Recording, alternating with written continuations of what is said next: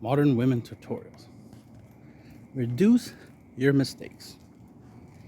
I made a video before about the whole fuck buddy thing.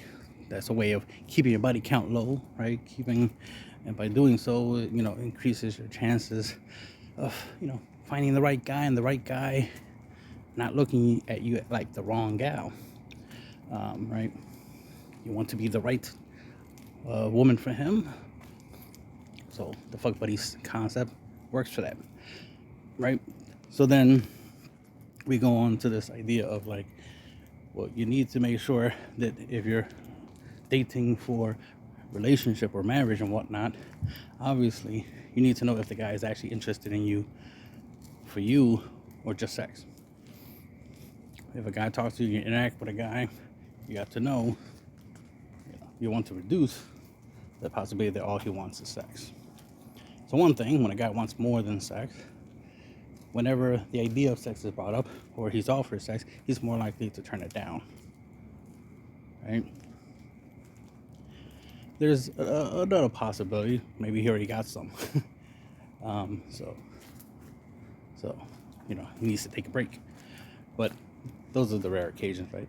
On average, if a guy turns down sex, especially if he hadn't had sex for a long time, he turns it down, it's because he cares about more than just sex, right? So sex is not top priority. On average, sex is number one, right, for guys.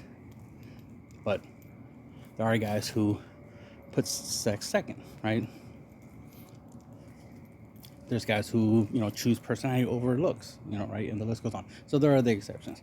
And the thing is, a lot of you ladies want the exception. Y'all want that guy who actually cares about you, who wants a relationship with you. Unfortunately, there are a lot of guys who do meet that requirement, but y'all tend to ignore them, avoid them, right? So that becomes a problem. That you tend to avoid the guys that would give you relationships. All right. Now there is the rare occasion we might find a guy, he's popular with the ladies, he's a fuck boy, right? He's out here slaying, but it might be that one chick where he sees more than just sex, and he might, not treat you like every other chick, right? And slay, so then he'll turn the sex down. Now you don't have to necessarily offer him sex, obviously, right? That makes it sound like a promise, and as well as it sounds like consent.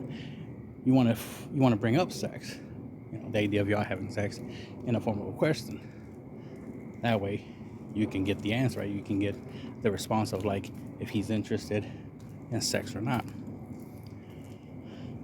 Of course, biologically, guys want sex, but if he wants more than that, and he wants you to know that he wants more than that, then you bringing up sex, he will, be like,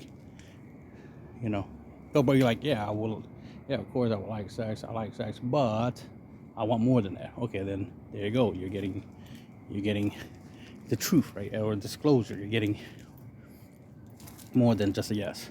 So at least he's, letting you know, of course I will fuck, but I'm looking for more than that. If I just wanted to fuck, I could have just went to the club or whatnot. That's another thing. It's not a good idea to go to the club thinking you're going to find a husband or boyfriend. You don't. What you end up finding is somebody else's boyfriend or somebody else's husband or somebody else's girlfriend or wife at the club. And that's not a good thing. Right? Clubs are for single people to mingle. Right? It's a way that you can find people you can fuck. That's all it really is. That's why it's so annoying that everybody tries to make it get in a relationship and want to go to the club. It's like clubs was for when you were single. It's always been that way. That's literally why it exists. It's for single people. It's a place single people can meet in real life. It's like somebody married and creates a Tinder profile, but you're married. Why are you on a Tinder, swiping left and right? Like, what are you doing? Right? It's like literally joining like a singles only Facebook group, but you're married. It's like, why are you in a singles only Facebook group? That don't make no sense. You're married. So that's the issue with stuff like that. A lot of you ladies want to keep going to the club after you get into a relationship. It's like, but you're in a relationship. The whole point is to not be single anymore, right? To not do what single people do, and to do what people in relationships do, people in marriages do, you know? That's supposed to be the better stuff because that requires somebody else. It's like choosing to play solitaire when you could play, poker or something. Why not play with someone else? It's like playing a video game by yourself when you could play with another player, right? So stop trying to do things like you're alone. Try to be social. Try to be in a relationship. I mean, to each know. If you want to be single, alone, happily single, whatever, that's fine. We know that that's coping and that's a delusion. But hey, if you like that delusion, you like that belief that you're happy and single, then so be it. Do you? But for the rest of us that prefers two-player games, not single-player games, right? Likes to play this game of life with a co-op, right, with a partner, then act like it, right? And then look for more than the physical, right? Because the thing about somebody's, physical appearance, it can be changed. I mean, height is a little bit hard to change, right? But size and weight can be changed. Clothing can be changed. Somebody's hygiene can be changed, right? You can clean your face, right? You can do some skincare routine and whatnot. There's a lot of things you can do to aesthetically, to visually improve yourself. But to improve yourself personality-wise, that takes time, lots of time. Most people don't have time, especially a lot of you ladies don't have time to, find the right guy with the right personality who has both personality and looks, which is why I always try to recommend the idea of, instead of trying to find the guy who's great on the inside, great on the outside, find a guy who's great on the inside, not so great on the outside, and improve his outside. Improve him, right? Build the perfect guy instead of hoping you can find him. That's the thing. A lot of times you see on these podcasts, ladies, talking about what they want, what they're looking for, the type of guy they want. But whenever people point out, like, you do know that type of guy barely exists. Like, that type of guy is very, very rare. He more likely is already married, or he's gay, or he's already, he got 20 girlfriends. So it's like, unless you want to be number 21, the likelihood of you getting that type of guy all to yourself is very, very rare. So instead of, being delusional and thinking you can get the most rare guy on the planet, get the best guy who's best personality-wise, and then make him look the way you like. And some of you ladies have certain types of looks, right? Certain types, right? And we see it with you ladies. With you ladies, we see that y'all try to look like other chicks. That's why when I see these chicks, who probably do like makeup tutorials or something, and then chicks in the comments, or they don't even do makeup tutorials. What it is they got makeup on, obviously, and then chicks in the comments like, oh, you need to make a makeup tutorial. Tell me the color of your lipstick or something like that, because they want to mimic what they see. They want to copy. They want the results that another chick has, to a point where all y'all chicks look the same, which after a while becomes a problem. Now, most guys, we do tend to like a lot of the same things. We tend to have similar types, so a lot of chicks that look the same does benefit a lot of us, but most of us prefer something different, unique, and that's the thing. A lot of guys like uniqueness, like a chick who's her real self, not trying to be a carbon copy of other chicks. When you have every chick looking the same, it creates a problem. Because how can I tell you apart from any other chick? What makes you so special? You can say your personality, but your personality doesn't show on your face, right? Your personality doesn't show in your outfit. So if you're wearing makeup, you're wearing a provocative outfit, you just look like every other chick. You don't look like you. And that's the thing. You want a guy to like you for who you are, but you don't show him who you are because you literally hide it by trying to look like someone else. So you're showing him someone else. You're literally becoming a carbon copy of someone else. And I see that a lot, ironically, like in video games, like online games, where people can customize characters. Instead of trying to make the character look like the real them, like them in real life, they're always trying to make themselves look like someone else. And they see a character, another person's character, like, oh my god, that looks so cool with the wings and everything, and then they just copy it, and you have a whole bunch of characters that look the same. It's like, how am I supposed to tell who's who, right? I mean, I've had that scenario happen a couple times where, I was with a chick, and we ended up in a certain location, and I had trouble finding her because there was a lot of other chicks that look a lot like her. So I literally had a problem finding her. So like I'm looking around and I'm seeing a whole bunch of chicks that look like her. I'm like trying to find something real specific. I'm like, wait, she had a red purse. Just gotta find a chick with a red purse. Found 2 chicks with red purses that looked like her, but it wasn't her. They were shorter. So it's like, all right, they're short. So that's one thing that I can, use to be like, that's not her, because they're very, very short. She's taller than that. Okay, so, you know what I mean? But that's odd when you're having trouble finding one of your ladies just because they look a lot alike. So that's a problem, all right? I have a type. Like I said, I have a type. So since I have a type, that makes it where a lot of ladies who look like my type, obviously have a shot with me because they look my type. But I do like ladies who look different, like who stand out. So even though I have a type, a specific look that I like, I don't exclude anything different from that. But it's very important that you ladies try to maintain your purity, right? Maintain your choices. The main thing is, especially when it comes to like a high body count, is quality. That's what I tend to measure, because it's like, yeah, I can't guarantee that a chick won't have a body count over 30, right? Especially if she's in her 30s, right? And the hotter she is, her having a low body count will be very rare. So if she's very hot, I expect her body count to be very high. So then I go to a different qualifier, which is, okay, who are they? Oh, a whole bunch of millionaires, a whole bunch of celebs. You know what? I can work with that, because at least your body count consists of quality dudes. At least you have a type. At least you have a standard, as it were. You're not just opening your legs to just random dudes to the point where it's like, wait, you open your legs to a homeless guy. Wait, you open up your legs to a guy and later find out he's one of your cousins twice removed. What? That doesn't sound good. That's awkward, right? Things like that, like where the body count just doesn't paint a good story, right?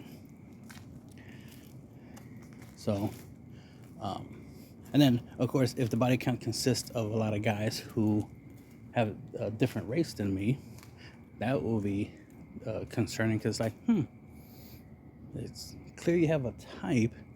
Why am I the exception? Why am I not fitting in that type? What is it about me that makes me special, right? For you to mess with me, even though clearly your body count consists of another type, right? So that's another thing I look into when it comes to like, body count. That's why the less her body count is, the harder it is to, one, to use it against her, right? As in to be able to judge her character based off of it.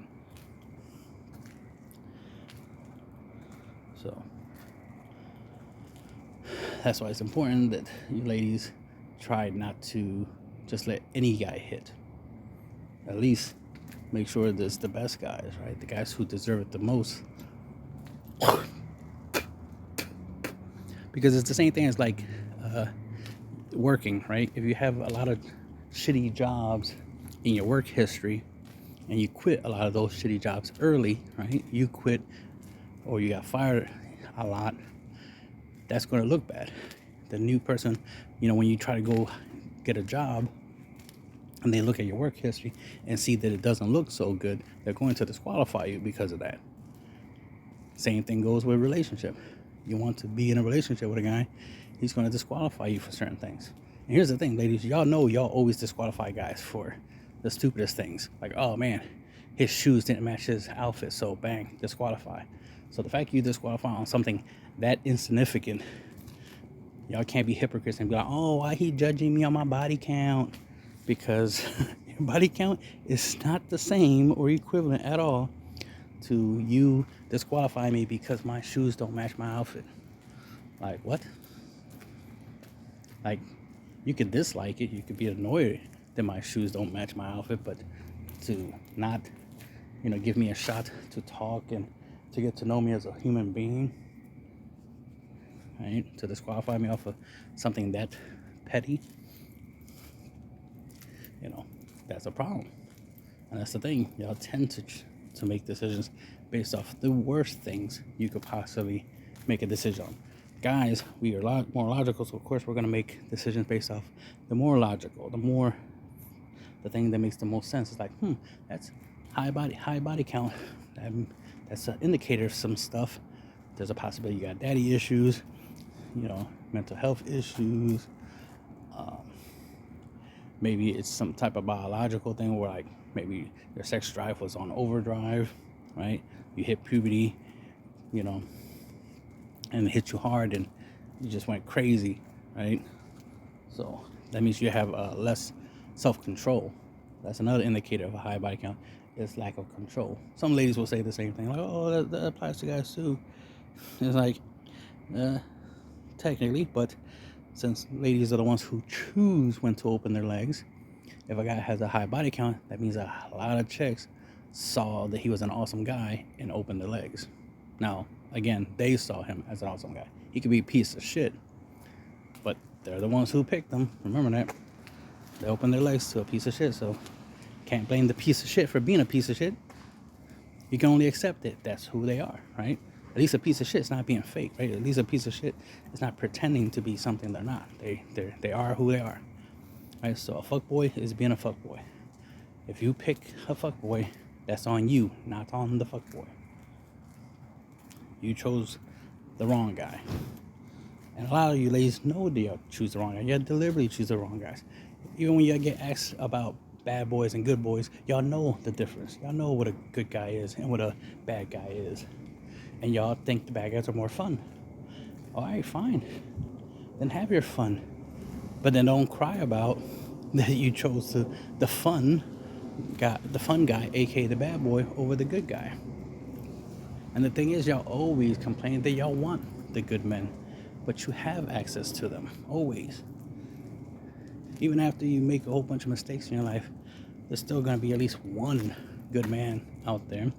One guy who's still, despite all your imperfections, and it's a lot of imperfections y'all ladies tend to have, is still going to want you.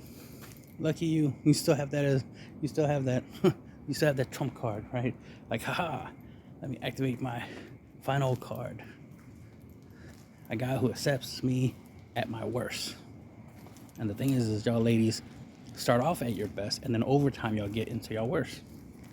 Guys are different. Guys start off at their worst, and they work into their best, right? This is why a lot of podcasts out here telling guys to become the best version of themselves, because by default, guys start off shitty. They start off not the best, and they have to work their way up. Ladies tend to start off at their best. Are there some exceptions? Yes, there's some exceptions, but on average, even an unattractive chick, even a chick that's not at her best at the beginning of life, still, at some point, y'all love using that term, glow up. At some point, they're gonna have a glow up. Sometimes you can just go buy your glow up, right? So go get some BBLs, breast implants, right? Boom. Instantly, your life is so much better than it was before. But eventually, it always comes back down, right? Time is a hell of a thing. Eventually, time will take its toll, and you'll start losing your options, right? You start, especially if you're having a lot of issues, that will start compounding. Those issues will add up, and yeah, things don't turn out so well in that type of situation, which is why it's important to have standards that you actually listen to, that you actually follow, and then have realistic standards. Don't be delusional with this whole, oh, the guy has to be 7 foot tall, he has to be a billionaire, and he has to look like Henry Cavill or something. It's like, yeah, good luck with that, with finding any guy that meets all those requirements. Henry Cavill barely fits those requirements. So good luck finding a guy that does. Because you would need luck. The thing is, life shouldn't be luck based. You should deliberately find what you're looking for. And what you shouldn't be finding is problems. What you shouldn't be finding is more guys to add to your body count that you will and always will regret. I've said this many times before. At the end of life, ladies always regret who they did. Guys always regret who they didn't do, right? As in, guys regret what they didn't do or who they didn't do in life. Ladies always regret what they did do in their lives and who they did do in their lives.